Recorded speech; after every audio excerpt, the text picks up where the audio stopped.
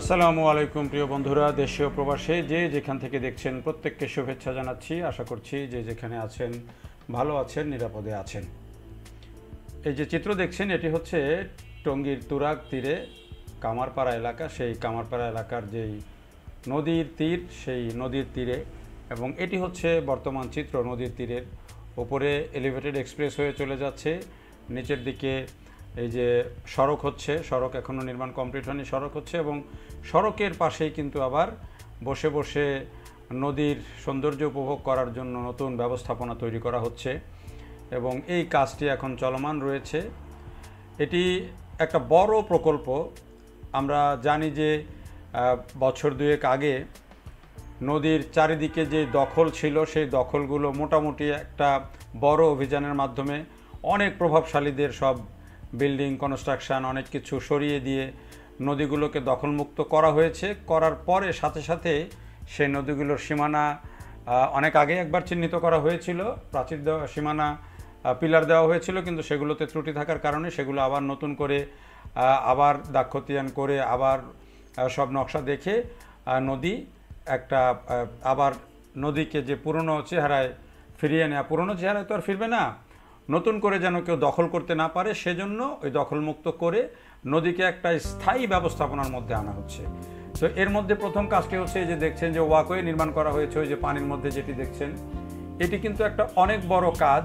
যদিও কাজটি হয়েছে উচ্চ আদালতের নির্দেশে, পরিবেশবাদী একটি সংগঠনের রিটের প্রেক্ষিতে এটি হাইকোর্ট আপিল বিভাগ হয়ে তারপরে একেবারে এই ঢাকার ঘিরে যে চার নদী, সেই নদীর দুই তীরেই এরকম ওয়াকওয়ে নির্মাণ করে দেওয়ার কথা বলা হয়েছে, সীমানা পিলার নির্ধারণ করার কথা বলা হয়েছে এবং নদীর তীর রক্ষা বাঁধ নির্মাণ করার কথা বলা হয়েছে। এবং সেই কাজটি কিন্তু বেশ কয়েক বছর ধরে এগুলো চলছে এবং কোথাও শেষ হয়েছে, কোথাও হয়নি, কোথাও নতুন করে হচ্ছে।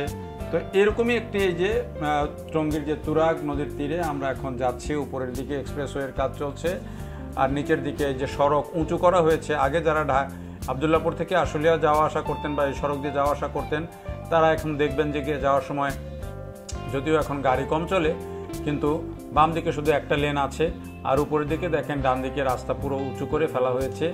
আর এই যে নদীর তীরে যে বলছিলাম যে ওয়াকওয়ে নির্মাণ করা হচ্ছে, আর এইটা হলো প্রত্যাশা ব্রিজ একটা, এটা কামারপাড়ার একটু উত্তর দিকে গেলেই এই ব্রিজটা পড়বে, অত্যন্ত দৃষ্টিনন্দন। হাতির ঝিলের যেই ডিজাইন, সেই ডিজাইনের আলোকে এই ব্রিজটি করা হচ্ছে। আর এই যে বলছিলাম যেটি যে নদীর তীরে যে একটা একসাথে কয়েকটা কাজ, একটা ওয়াকওয়ে নির্মাণ কাজ, আর একটা হচ্ছে তীর রক্ষা, আর একটা হচ্ছে সৌন্দর্য, মানে নদীর তীরে বসে যেন মানুষ সময় কাটাতে পারে তার জন্য উঁচু করে আবার একটা স্থাপনা করে দেওয়া, সেগুলো পুরো এই টঙ্গীর তীরে হচ্ছে। এবং এখন বর্ষাকাল, দেখেন নদীতে পানি আছে এবং সেই এর মধ্যেই কিন্তু কাজ চলছে। তো এটি মানে দেখেন আপনি ওই যে পাশে যে আপনি যে এক্সপ্রেসওয়ের যে লেনটা দেখছেন, আপনি ভাবেন যে ওই লেনের উপর দিয়ে যখন আপনি যাবেন আর এখানে নদীতে পরিপূর্ণ যদি পানি থাকে এবং সেই পানিটা যদি ভালো হয়, স্বচ্ছ, তাহলে দেখেন তো আপনি নিচে একেবারে সুন্দর চকচকে 4 লেনের রাস্তা যদি হয়, উপরে এক্সপ্রেসওয়ে, নদীতে ওয়াকওয়ে, তীর রক্ষা বাঁধ, এবং এই নদীগুলো পুরো পরিষ্কার, কোনো ময়লা আবর্জনা নেই, পানি যদি একেবারে দুর্গন্ধযুক্ত না হয়, তাহলে এই পরিবেশটা আপনারা ভাবেন একবার যে কেমন হতে পারে। এবং এই পরিবেশটা যদি ঢাকার চারিদিকের সব নদীতে থাকে, তাহলে ঢাকার চেহারা কি হয়ে যেতে পারে আপনি একবার ভাবেন। প্রকল্পটি বেশ অনেক দিন আগের, অনেক দিন ধরেই কাজ চলছে। প্রধান চ্যালেঞ্জ ছিল আসলে নদীকে দখলমুক্ত করা। সেই দখলমুক্ত করার কাজটি গত সরকার বেশ অনেক, তাদের দলের অনেক প্রভাবশালী লোকজন, এক এমপি তো তার এই যে এরকম দখল উচ্ছেদ করার পরে একজন এমপি তো হার্টের রোগী হয়ে মারাই গেলেন শেষ পর্যন্ত। তো এরকম অনেক প্রভাবশালীদের দখলমুক্ত কিন্তু এই নদীগুলো থেকে করা হয়েছিল। করা হওয়ার পরে এটির এই যে বড় প্রকল্প নিয়ে নদীকে একেবারে স্থায়ীভাবে এটিকে বিনোদনের জায়গা বানানো এবং যোগাযোগের জায়গা বানানোর যে কাজ, সেই কাজটি চলছিল। আমরা আপনাদের ওয়াটার বাসের কথা মনে আছে কি না, ঢাকায় ওয়াটার বাস চালু হয়েছিল বছর দুয়েক চলার পরে, আর কিন্তু ওয়াটার বাসগুলো সে আর চলে নাই, কারণ কোথাও ব্রিজ নিচু পরিকল্পিতভাবে ছিল না ব্রিজগুলো, ফলে ওয়াটার বাস ঠিকমতো চলতে পারে নাই, কোথাও পানি কমে গেছে, আবার এরকম নানান রকমের কারণে সেটি কমে গেছে। এখন এই যে দখলমুক্ত করে তারপরে সব ব্রিজগুলোকে উঁচু করে করার পরে এখন যদি ওয়াটার বাস বা এরকম নদীতে যদি আবার জল যোগাযোগ ব্যবস্থা যদি আবার চালু হয়, তাহলে কিন্তু এটা আবার একটা বাড়তি অনুষঙ্গ যোগ করবে। তো এই যে আমরা এখন যাচ্ছি হচ্ছে তুরাগের তীর ধরে কামারপাড়ার দিকে যাচ্ছি, এবং কামারপাড়ার দিকে যাওয়ার পথেই আমরা দেখেন এটি কিন্তু ওই যে আগের যে রাস্তা ছিল, সড়ক ছিল, সেখান থেকে কিন্তু অনেক উঁচু হয়ে গেছে, এবং বোধ করি পাশের সড়কটাও লেনটাও অনেক উঁচু হয়ে যাবে। এবং এই যে এক্সপ্রেসওয়ের যে পিলার, সেই পিলারের দুই দিকে 4 লেনের রাস্তা হবে, এবং রাস্তাগুলো অত্যন্ত উন্নত মানের করেই করা হচ্ছে, একেবারে আধুনিক ডিজাইনে, যেটি আমরা পরে আবার ভিডিওতে আপনাদেরকে দেখাবো। এখানেও সেটি হবে। তো তার আগে যে নদীর তীর রক্ষা বাঁধ এবং নদীর তীরে বসার যে জায়গা, সেগুলো তৈরি করা হচ্ছে।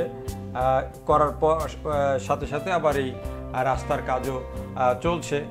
তো সব মিলিয়ে এই এক্সপ্রেসওয়ে ঘিরে এবং এই যে ঢাকা আবদুল্লাপুর থেকে বিশেষ করে আশুলিয়া পর্যন্ত, বাইপাইল পর্যন্ত যেই রাস্তা, এই রাস্তাটা যখন এভাবে হয়ে যাবে, উপরের দিকে এক্সপ্রেসওয়ে, নিচের দিকে যদি 4 লেন সড়ক পরিপূর্ণভাবে হয়ে যায়, আমার মনে হয় যে এখানে আর যানজট এই সড়কটাতে থাকবে না।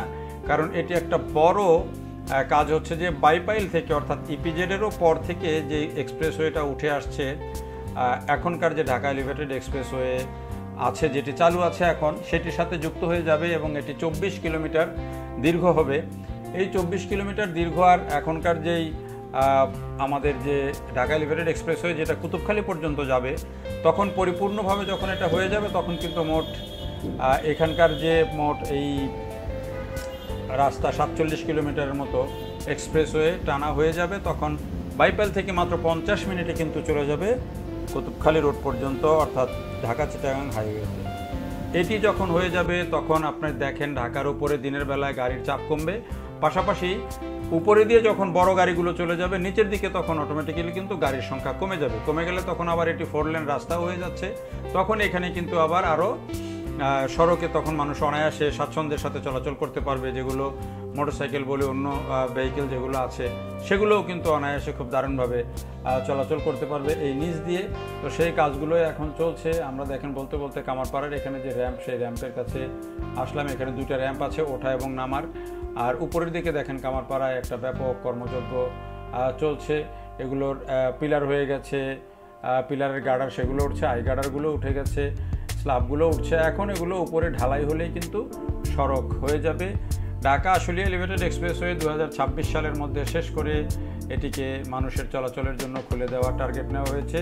2021 সালের শেষ দিকে এই কাজটি শুরু হয়েছে, এবং তৎকালীন সরকার এই প্রকল্পটি নিয়েছিল। প্রকল্পটি অত্যন্ত ইফেক্টিভ একটি প্রকল্প হবে, যেটি অ্যাসেসমেন্টে বলা হয়েছে, এবং আসলেই যদি এটি হয়ে যায়, সেটি ঢাকার জন্য একটা বিরাট কার্যকরী একটা প্রকল্প হবে।